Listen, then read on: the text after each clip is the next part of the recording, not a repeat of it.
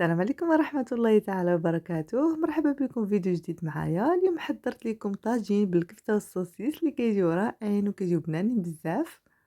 انا متأكدة غادي تعجبكم الوصفة. دابا ندوزو المقادير والطريقة ديال التحضير. غادي ناخد الطاجين ديالي اللي غادي ندير فيه شويه ديال الزيت. البنات بالنسبه للطاجين الا ما عندكمش تقدروا ديروه في المقلاة، ماشي ضروري الطاجين طاجين، ولكن هو كيجي بنين في الطاجين. عندي صلصه الطماطم اللي عادي ما فيها حتى شي حاجه. البنات الا عندكم الطماطم طريه، مطيشه طريه، من احسن تحكوا واحد 4 ولا 5 ديال المطيشات وديروهم، كيجي احسن من هاد الطماطم المعلبه.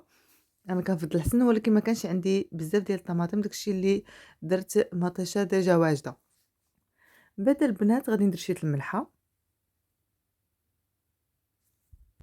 شوية ديال السكينجبير،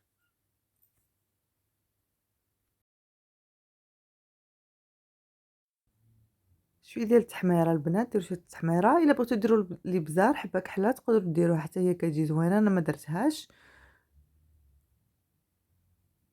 وغادي ندير شوية ديال الكمون وشوية ديال الخرقوم، وغادي نزيد زيت العود من الفوق، وغادي ندير كذلك شوية الربيع، قزبر ومعدنوس.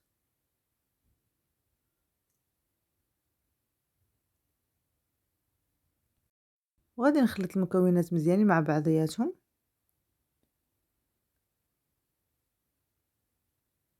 راني شاعلة على البوطة البنات بحرا باش يسخن، ولكن ما تشعلوش على الطاجين حتى تكونوا دايرين طماطم والاخر باش ما يتشققش لكم. ضروري يكون الطاجين عامر، عادة تشعلوا عليه، ما تشعلوش هو خاوي. بعد غناخد السوسيس ديالي اللي غادي نديرو بهاد الطريقة هادي، نحطو في وسط هاديك الطماطم. بعد غادي ناخد الكفتة البنات، غادي نديرها نكورها بحال هكا صافي، وغادي نبدي نحط في الطاجين،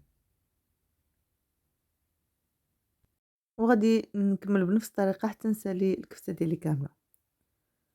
بعد البنات غادي نزيد شوية الملحة وشوية ديال القزبر ومعدنوس، غير هاك من الفوق بحال هكا. وصافي غادي نسد على الطاجين ديالي وغادي نخليه يطيب على النار اللي متوسطة. وكنا البنات هذا هو الطاجين ديالي من بعد ما طاب، اللي كيجي بنين بنين بزاف البنات. انا متاكده غتعجبكم هاد الوصفه هادي حيت كيجي رائع وكيجي بنين. شوفوا شحال كيجي بنين ومعلّك البنات.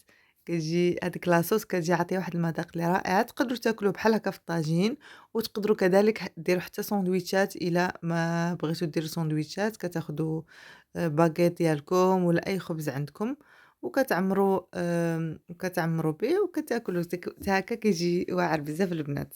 ديروا به دي ساندويتش كيجيو واعرين. نتمنى يكون عجبكم الفيديو نتاع اليوم والوصفة نتاع اليوم.